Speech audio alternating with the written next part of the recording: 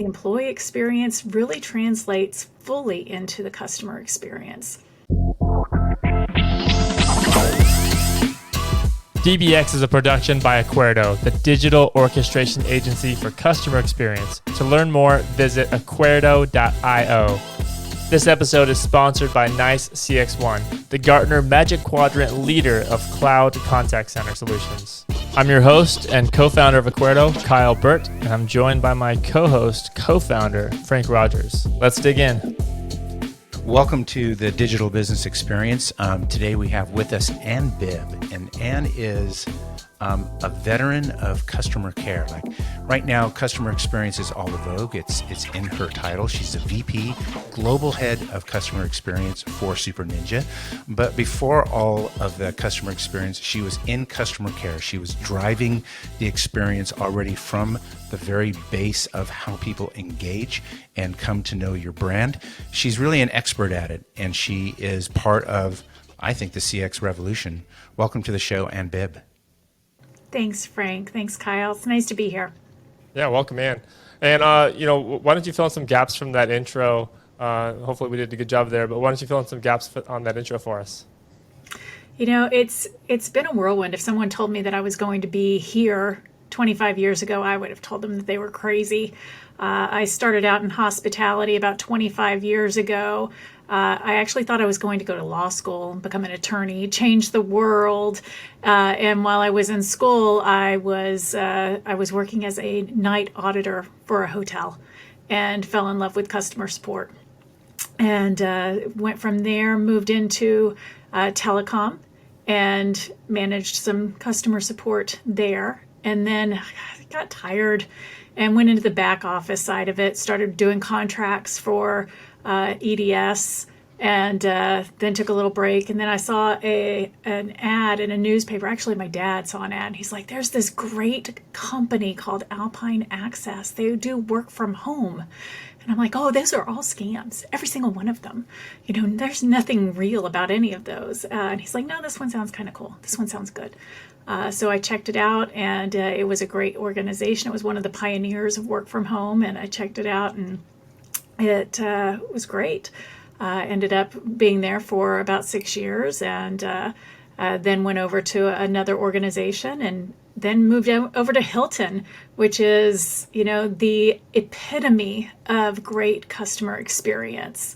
And now I'm at Support Ninja and driving the customer experience here. So it's been quite the journey, and I can't say that I would change anything, because every piece of it has led to where I am today. And you know, everybody who goes through telecom, the story is always very similar. It's circuitous. You know, nobody ever says, I will take this path. This has been a passion and a dream of mine, you know. But it's always interesting to hear that story. You know, I think if you survive it, it's one of those things that you put in your back pocket, and you can always pull something out and say, I know that I've lived the story. I've got something to tell. That's right. And you mentioned Hilton being the epitome of customer experience. Why do you think that? What do you think that is? Because for two reasons. One, Hilton is phenomenal at putting their employees first. When I was there, we always made sure to take care of our employees no matter what, and always taking care of thinking about our customers as well, putting employees and customers at the forefront of every decision that we made. Even today, through the pandemic, you can see that they're still thinking about everything that they're doing, making sure that those little stickers are on the doors, that you can tell if somebody's entered your room. Everything about the customer is being thought through at every little step of that customer journey. So how has that shaped your view and your leadership as you approach CX initiatives? When I think about CX, I think about everything from, you know, I think of it starting with even the hiring process of an employee's candidate journey. You know, what am I doing to make that candidate hiring experience a comfortable one and something that I would want to do? You know, whenever I was looking at being hired myself, I really enjoyed the actual experience of who I was talking to, what happened throughout the process, and every individual that I met at the organization, was it the right culture that I wanted to actually be part of? I've seen organizations make it incredibly difficult to join in a company. Is that candidate experience something that is a good one or a bad one? It really starts there. And then once you become a part of that organization, what is that employee experience like? The employee experience really translates fully into the customer experience. So would you say that like setting expectations is a big part of customer experience? Oh, 100%. If you're not talking to your employees and making sure that they understand what they're getting into, if they don't know what they're getting into from the moment that they walk in that door, what am I supposed to be doing? Who am I working for? What are my job responsibilities? What are my expectations? They're not going to perform them. And then they're going to be unhappy. And then that's going to translate into what the end customer experience is going to be. But let's just not talk about that. Expectations on the customer side as well, right? That's right. So you've got that translation from setting expectations to your employees, but also setting expectations for your customers. Yeah, and that goes everywhere, doesn't it? Like marketing, into the sales team down into implementation into customer support. Like how much of your time do you spend on making sure that like those balls are not dropped as they move across the organization, these expectation balls? Absolutely. Whenever you are not communicating on both ends, it's the client side and the vendor side as well, right? I mean, both sides have to make sure that there's clear communication and expectations on both sides. If you don't know, if you haven't set those expectations on both sides, then they're not going to be met. Proper boundaries, proper expectations, that's the epitome and the key to success. Yeah, and I think it's interesting that you draw the parallel there. Well, not the parallel, but you make the point of customer experience starts at the candidate experience level. That's a new idea to me. I haven't heard of that before. But it makes sense. You start with the candidate experience. If it's really hard to go through the process of trying to work for the company, and if that's a terrible process, that actually is going to ding my view of that brand, right? If I'm a candidate. Well, and then you're not going to hire the right people. And hiring the right person into the company and hiring the right person for the job is the most important thing, because then that job's going to get done correctly and that individual is going to be happy and the end customer is going to have the perfect result.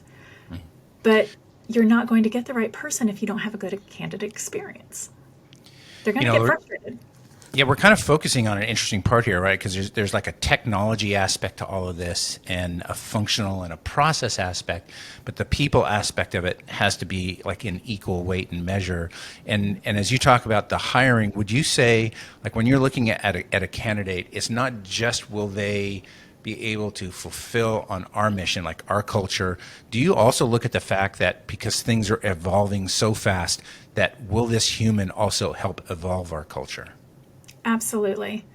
But you just called out something. You're talking about the people. It's the people, the process, and the technology. And part of that is, are they flexible? In today's world, look at how much we've changed in the last 18 to 24 months. And the people that have been the most successful are the people that have been able to change with it. The adaptable. Yes. 100%. So Ann, talking about that adaptability, can you tell us a little story about, how you had to go through that in this last year with your team? Oh, absolutely. I, as many people, was in the hospitality industry. And as many people, thousands of individuals, was furloughed during the pandemic. Transitioned seamlessly into consulting and ended up here after several months. And I'm thrilled. This is a great organization and could not be happier. But it goes to that adaptability, right? There are many individuals who are still hunting, that are still searching. And along those lines, I've talked to many individuals, even over the last couple of months, that are stuck. They're just stuck in the way of the world as it was. They are not willing to look at the possibility of where the world is going. Not to toot our own horn, but what Support Ninja is we are an outsourcing organization, a BPO, if you will, that is, we challenge the status quo of what a BPO is. We like to be much more transparent with our clients than what a typical BPO is. Our clients have much more access to our frontline ninjas. All of us are ninjas. I'm a ninja. Our CEO is a ninja. Every support ninja is a ninja. We're not agents, but the gist of it is we're just not the typical outsourcer. And whenever you look at what we are trying to accomplish, when we're bringing a candidate in, what we're looking for is that flexibility. We're bringing in people that have a lot of experience in BPO. However, I don't want somebody that's so stuck in what an outsourcer is that they can't think of the flexibility and what it could be. Like, let's take the best of what has happened over the last 30, 40, 50 years in this industry, but let's change it up. Let's break it and put it back together, right? But that's going to that adaptability and that candidate and who we're looking for. And the people in this world that have been through and have been successful over the last 18 months are individuals, not just in this industry, but really in any industry, that have said, okay, so that happened, right? Like a pandemic just hit the entire world. Yeah. What can we do in order to overcome what just happened? The pandemic hit the restaurant industry. The organizations that survived figured out, okay, well, we can't have people coming in, but we can deliver. They figured out how to cater to their customers over a period of time that they couldn't just do what they'd always done. They changed it up. And that's about going to the customer experience, getting to the customers where they are. And that's where customer experience is going in the future, catering to your customers where they are. Yeah, that's awesome. And I think that, like, that adaptability, at the organizational level, at the people level, and the fact that, like, if we look at 2020, there was a low tide and we saw what was at the bottom. There was a lot of really old paradigms that we just got up each day and put on and carried forward of the things that you kind of, quote, threw out the window last year and maybe this year. What are some of the things that you got rid of to be able to move forward? What are some of the things that we got rid of to be able to move forward? I think it's the preconceived notion of what work is, right? Oh, okay. What is work from home? What is work from the office? What is hybrid? What is work? Yes. We all had to change it. We all had to figure it out. Yeah. Where are you working now? We came up with a word here this last week, and to be quite honest, Kyle and I can't even remember or figure out how we even came to this word. Like, did you type that in? Did I type that in? We have no idea. But the word is hybridity. Hybridity. We're not quite sure how to use it in a sentence yet. We're working on it. Like, this is an evolution, but we are in that sense of transition to something that is a place we have not been before. And so it is like this redefinition, which is on one hand for many people frightening, on the other hand kind of really exciting. When it comes to this hybridity, what's your approach? How are you leaning into this? Well, I think it's very interesting, really, and I really would love to hear the definition of what you think hybridity is. But honestly, everybody has a different definition of hybrid, and that's what I find, that I'm intrigued by that, because there's work from home. Everybody knows what work from home is, right? That's right. Everybody knows what work from anywhere is. Yes. Everybody knows what work from the office is. But everybody has a different definition of what hybrid is.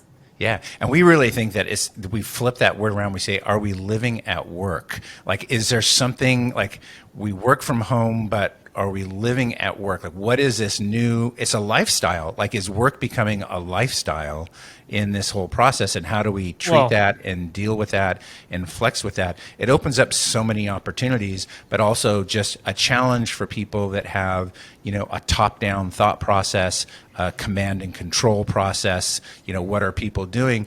For those that lack a measurement, it's frightening.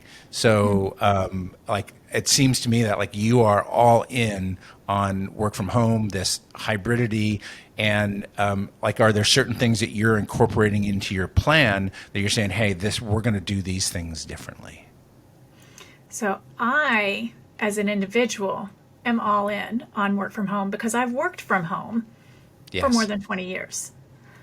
I'm successful at it. I have a room that I've turned into an office. As an employer, I am all in on being an employee advocate. And I think that's an important distinction. Yes, yes. yeah. Because when I'm hiring somebody, when I'm talking to an employee, I want to make sure that I understand where they're going to be successful. The reason is there are some people that are not successful at home. I have an employee that had to move at home because of the pandemic. Recently had a conversation with him, and he's like, as soon as I can, I really need to go back to the office. This is not working for me. Right. I have a baby at home. I love her. I cannot do this anymore. Like, this is not for me. When can I go back to the office? I need to have that structure. That is where I'm going to be most successful. I've had another employee that's like, can I go to the office 2 days a week?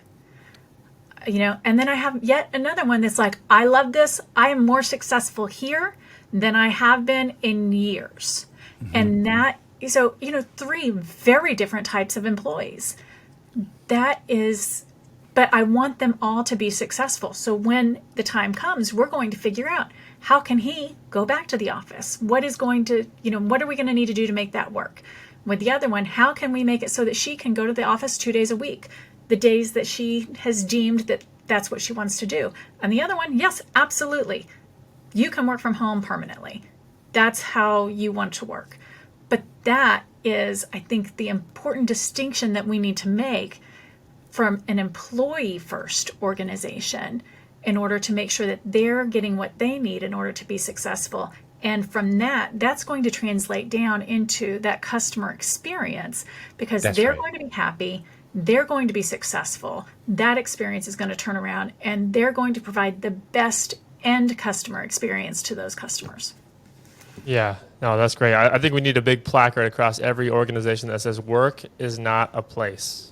Work right? is not a place. Work Because is a deliverable. that's really what we're talking about here. Like, work is not a place, and being flexible, having flexibility in and the challenges that presents to you as a leader of how do you manage 3 different employee types, and there's actually more. There's like 100 different scenarios here, but 3 different employee types. One wants to work fully at home, one wants to work fully at the office, and the middle one wants to work maybe 1, 2, 3 days a week in the office, right? So that hybridity, that's what that is.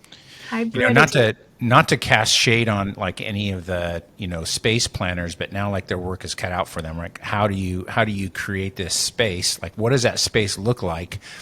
For your 3 different user stories, because that's really what it is. I mean, when you look at customer experience, we always start almost kind of like developing software. We start with a user story, and I think if we took that approach across our organizations, we started with user stories. If we looked at, like we did with marketing, our own people, like personas, here are the personas in our business, and we started to kind of architect from the inside out, we would end up with like a very different looking organization. Our space would look different, and it would probably have less pretense and more functionality. You would intentionally think about like, what does it mean to be together? Because we're talking to people right now, and it's blowing their minds getting back together. They're kind of losing their minds getting back together, and so intentionality is everything. Are you working closely with people inside of your business around like how you're architecting that space?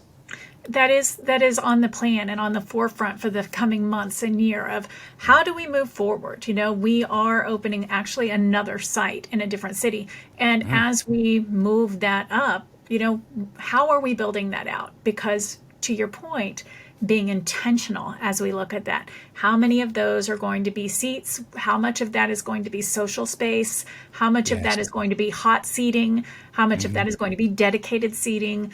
So that is all part of our new strategy and strategic planning of we've really got to sit down and think about how we're moving forward as we look at this, because previously it would have been, okay, let's fit as many seats into this building as we possibly can. And now it is, okay, now we really need to review this. We really need to think about what we want to do here. Even with, our US team, you're right. Last week was the first time that I had this many people together in a spot. It was great. We were all vaccinated. We all got to spend time together. We did a team building event, but it was overwhelming. I mean, I have to say the emotional drainage that happened from being actually in person for the first time in forever was more exhausting than the actual work that I had done preparing for it the week before.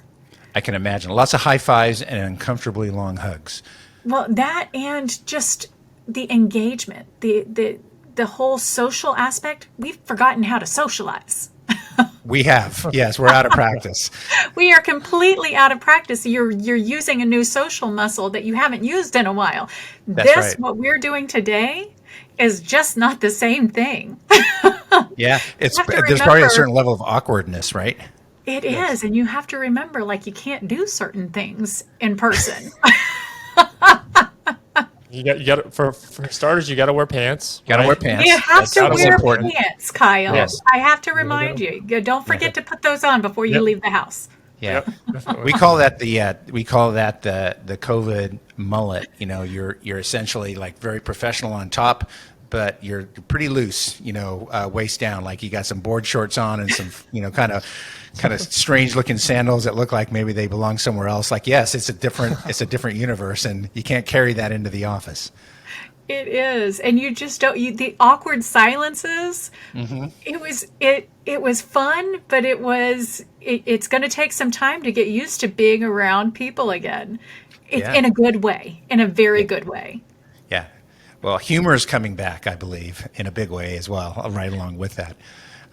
So as you look at, this, it seems like right now, like with this intentionality, like the next, 6 to 12 months for you is you're working across the team, across functions inside of your businesses. Do you find that this has created more of a cross-functional collaboration around customer experience? Do you find that people are getting, in your boat that you've been rowing along inside the business for a while, that they're wanting seats at the table? In a good way, very much so. I mean, we have to be cross-functionally collaborative in order to be successful in this business, and so that's a good thing that we are collaborating in that way to move forward. Yeah, that's awesome. That's fantastic. Yeah. So, and you mentioned something last time, Support Ninja being an employee-first company, right? And you mentioned a story of during when COVID first happened, that what Support Ninja did to the families of Support Ninja staff. Can you share that story? Absolutely. So, when the pandemic hit, there were a lot of organizations touting that they were employee first and that they were making sure that people got computers and they could keep working. And, and I was thinking to myself, that's great. You're keeping your business up and running. That's wonderful. But to me, that wasn't really employee first because they were keeping their business functioning. It was great that they were keeping their employees the ability to keep working. what stood out to me about Support Ninja was more that when they got the news that the Philippines was going to shut down and it was going to be 24 hours, it ended up being more like 6 hours. And they had to move very, very quickly. It wasn't so much making sure that they got computers home and they distributed all of the equipment, although they did do that. It was also, gosh, we don't really know when the people are going to be able to get to the grocery store again, or when grocery stores are going to open back up, or we don't know what the world is going to look like for the next 2-3 weeks, month. So let's go ahead and make sure that everybody has enough money to get to the grocery store, make sure that they're stocked up, make sure that they have food, not just for them, but their families. And so when I heard that, I was thinking, gosh, not only did they actually make sure that they had a computer, could keep working, make sure that they had a hotspot so that their Wi-Fi was working, but they also fed the people. They literally made sure that their people and their families had food.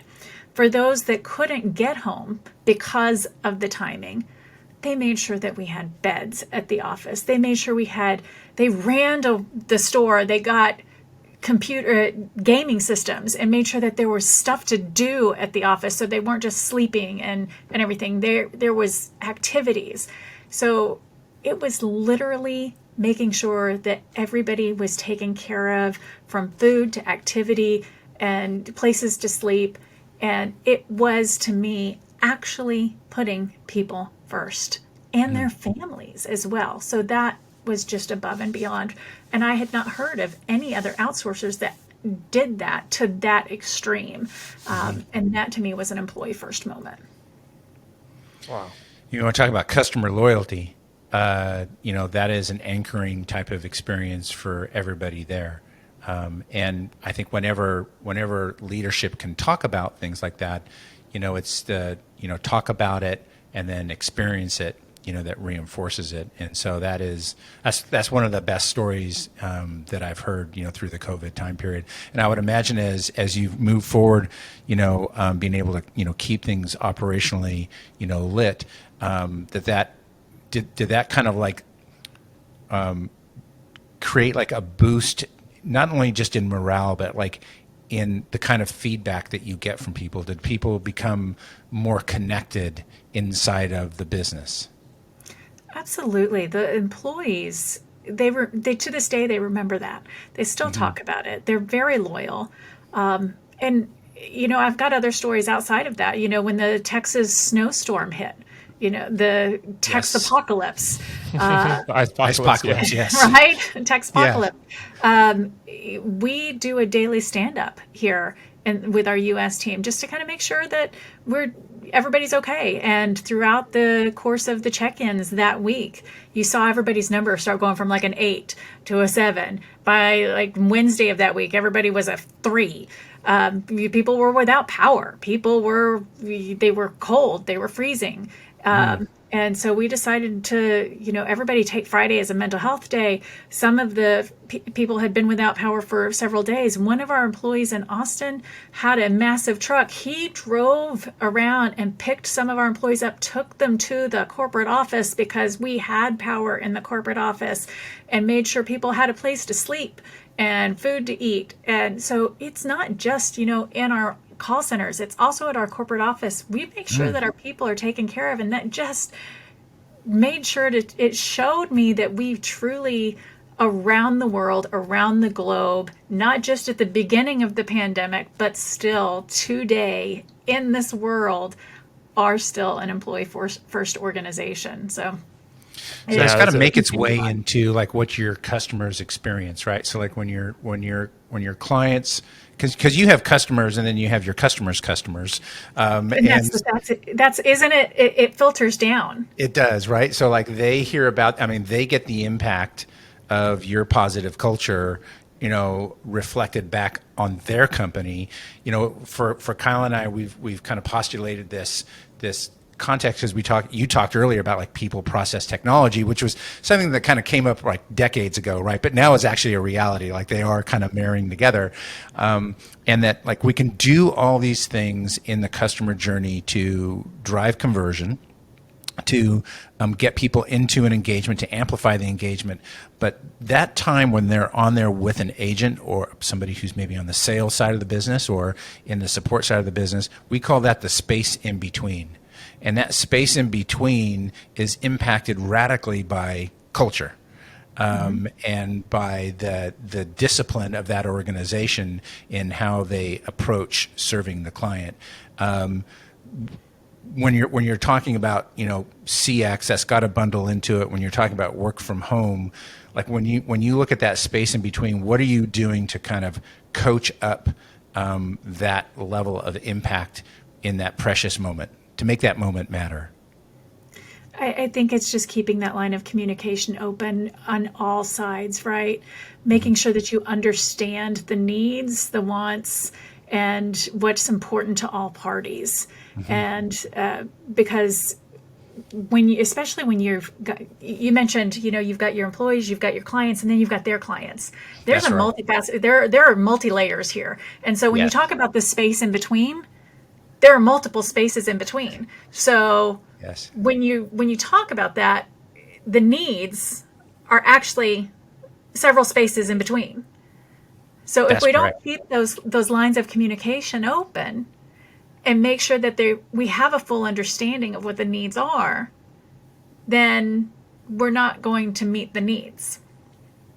So what happens is that the customers, the end customers, express their needs, and the client really has that view. We have to make sure that we have a full understanding from the client of what those needs are, if we haven't heard them directly from the end customer themselves. So if we don't have open and honest, transparent communication, that is where the failures are going to happen. So it is super important to make sure that communication is there. That is the key to any successful business. Yeah, that's awesome. Yeah, you're really talking about, like, I think the next level of CX is really talking about relationship excellence, and that's really what you're talking about is, and that's a squishy thing, right? Like if you sit down with your CFO or your COO, like you've got to say, well, we have relationship excellence as evidenced by, and then you call out all these various different types of, KPIs. What do you do to bridge that, like from that like squishy qualitative side to the quantitative side, where you're kind of keeping everybody like nodding at the same pace? What are some of the KPIs you try to kind of bring in that get people thinking about, okay, this is as evidenced by the following items? That is a great question. And what makes it very interesting for me is that I have 140 plus different clients. Yes. And all of them have very different needs. So Right. the KPIs across the board they're different. I individually am looking at a couple of different things with regard to, an overall health score from a client perspective.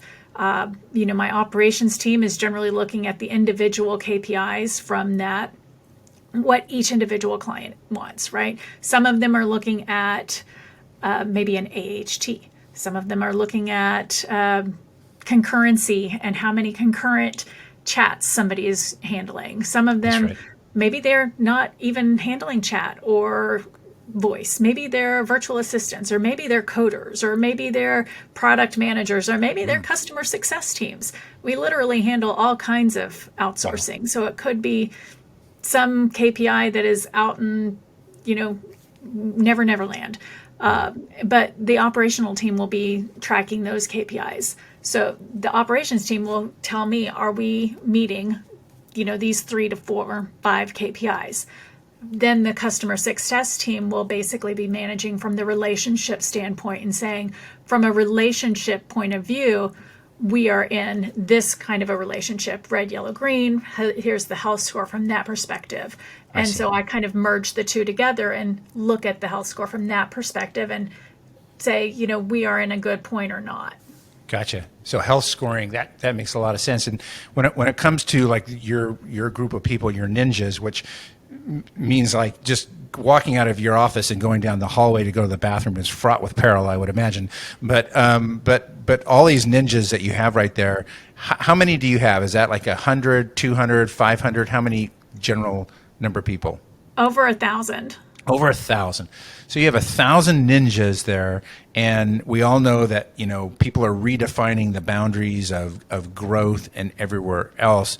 Like, what is your kind of vision? What is your company's vision for growth? Do you say we want to be at 2,000 ninjas, 3,000 ninjas by what? Like, what's the knee in your back right now pushing you forward?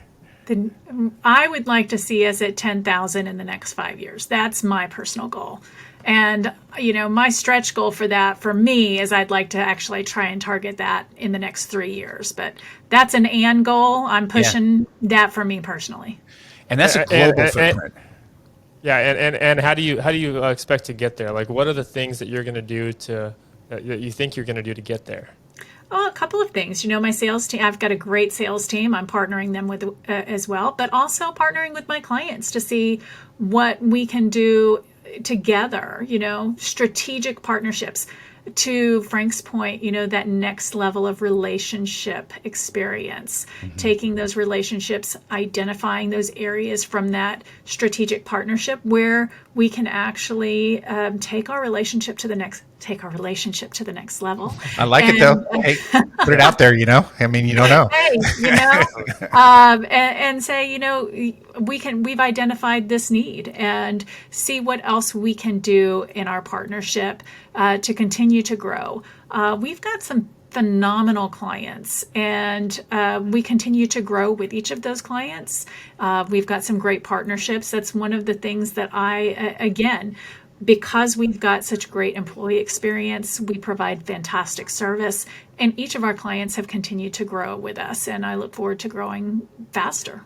So yeah, I love that. And then so we talked about the people, talked a little bit about process. Now, what about the technology? Like, if you look out on the horizon, CX next, right? You look out on the horizon, like what has you excited out there in technology, the technology land in CX? You know, that is a tricky question for me, Kyle, because it is moving so fast. It is. I mean, very fast. It is, and that's, I think, one of the, I hate to say the benefits of the pandemic, but truly, when you look at what happened in the last 18 months, I feel like from a technology perspective, we actually made a leap of 5 years in a lot of technological advancements.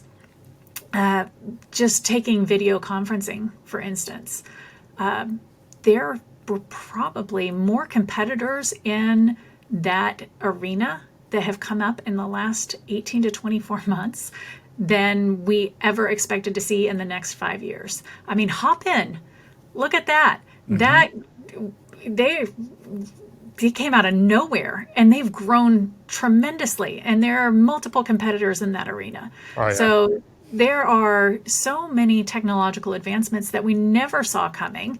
And I just think that that's going to continue to grow. I think the next wave that we're going to see is, and I think, Frank, you called this out a little bit ago, the advancements in the hybrid space, things that are going to help from that area of facilities, and not just that, but also how to keep people engaged equally.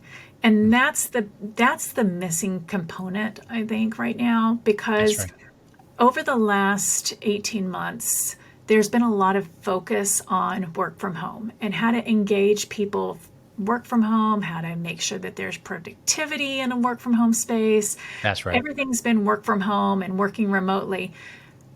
Now, as things are opening back up and people are going back into the office partially or in a split fashion, and people are trying to figure out what hybrid means for their organization, employees are starting to realize that they don't want to be there all the time, or the entire team doesn't want to be there at the same time. And organizations, while they're realizing that they were always hybrid, let's face it, most companies were always hybrid in some way, shape, or form. They were What they're secretly hybrid. realizing, yeah, what they're realizing is we didn't treat our employees equally from an engagement standpoint all of the time, and we need to look at that. An example of that is when I was at an office one time and a manager said, "Hey, let's all get together real quick and do a quick little side meeting," and completely forgot that he had 3 employees that were not in the office. They were working remotely. Didn't even think about pulling them into a WebEx, a Zoom, an Adobe room, or anything, and basically completely left them out, and nobody thought to add them or bring them in or even update them about what was talked about on that meeting. So they were left out. They didn't get an update. They didn't get the information. Therefore, there was no equality in that group, and they were left out. Inclusion. Exactly. And they were completely left out, and it felt to them like they were not part of the team, all because they didn't go into the office that day. Yep. So and that was pre-pandemic. So as we move forward, this is something that people are coming to realize, oh, we need to your point, be inclusive of everybody. Yeah. And these are the things that I think from a technology standpoint, people are going to start thinking about. Yeah, you have to think through that process of how are we going to use the technologies to hit the intentionality of being inclusive, and like you start there, but so much of and why I think Kyle and I appreciate so much of like what you work on is that you can have these big picture thoughts, but the devil is in the details. Like at some particular point in time, like you win the war before you fight the war. Like you have to get in the grind of understanding the details, because that's where you're going to lose people by not thinking through it with the right level of detail. Just like what you're talking about there may not have been, because there wasn't necessarily bad intentions, but there wasn't necessarily direct intentions like we have to drive inclusivity because of the fractured nature of how people come together. We have to build that discipline of how we do that. That's the level of detail that you go to, and once you've figured out how to do it, you have to teach it. And you're spot on. It wasn't to be spiteful. It wasn't an intentional or it was a lack of intention. That's what it was. He wasn't trying to leave them out. He just forgot to bring them in. That's right. Yeah, and I think that's the key is like that quote, getting better, like so much so now, like there is a destination, like your destination, I want 10,000 ninjas, but the way you get to that 10,000 ninjas is minding the process. You've heard the phrase live with purpose. I think that it is important to do everything with purpose, to be intentional with everything that you do, work with purpose, live with purpose, and to have positive intent. It is, especially whenever people are unintentionally left out of things. Are you sure that was intentional? Probably not. That's right. Have a positive thought process. They probably just forgot. It wasn't to hurt your feelings. Just have a conversation. Ask them what was going on. Communicate. Yeah, and that just takes effort. It takes effort. And just a few more things for you. Question for you. Worst customer experience, and if you were to run that organization, like where would you start to fix it? Oh, goodness gracious. And you don't name the organization, just. I can't even think of the worst customer. You put me on the spot. I can't think of a worst customer experience right now. Let's think about, like, let's say we pick you up, drop you into an organization that has, like, let's say at best a mediocre customer experience. I do have a worst customer experience. There we go. Kyle, I just keep talking. It'll come. She'll get it. Let's just say, we all get these calls, right? Of, would you like to extend your warranty? Yes. Yes. Yes. No, the gist is that we have had to replace an appliance multiple times, and just having to go through that process with a specific organization has been an ordeal. And just having to go through that is it's exhausting. And it feels like every time you have to do that, you have to escalate through multiple levels of management in order to just do what is on your contract. And that's a very frustrating experience from the customer's end. So that's probably the worst customer experience that I've ever had. I feel like I've been very blessed just because, and it's probably because I'm an overtly positive person, that I recognize that the person on the other end of the line is just doing their job. I generally don't get frustrated with them. I'm like, listen, I know you're just doing your job. Yeah. In that example you provided, where do you think the challenge lies for them? Just you got to make a lot of assumptions here, but where do you think the challenge lies, and what do you think would need to be fixed there? Honestly, that generally comes down to company policies and procedures. That the individuals on the other end of the line, they're crossing their T's, they're dotting their I's, they're following SOPs that they have been handed and told that they have to operate within those boundaries, and they are not allowed to operate outside of them. They're literally just doing their job. No flexibility. They have zero flexibility. You can't get upset with them. They aren't allowed to do anything outside of those procedures. Giving your frontline reps zero flexibility, it doesn't provide for a good customer experience at all. So you have to make a decision as an organization what you want your customer experience to be. And that generally starts with your frontline customer support. So, Anne, as we conclude here today, tell us anything about what you're working on right now, what you're doing right now. If you have anything that you're going to be writing and publishing out, should we be following you on any particular social media? How do we connect with you in a great way so that we stay in right relationship with you?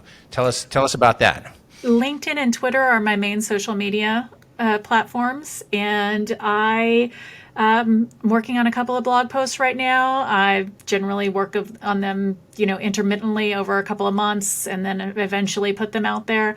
And then right now, I'm just working on rebuilding my team and helping to coach them and work on those strategic partnerships with my clients and go from there. But Support Ninja is on its way to some great things over the next couple of months. So anybody's welcome to reach out to me. Awesome. Well, you represent your company well. You have a beautiful, authentic, personal brand, and we support your message. Oh, thank you, Frank. Thank you, Kyle. Much clearer does the mission become. When you simplify it, it's so easy. Yeah. Every business ever get customers. Keep customers. Yeah. Yeah. There's a lot more to it, but yeah. Yeah, thanks for joining our Business Class Business 101. You have a full semester of credit in 30 seconds. That's velocity.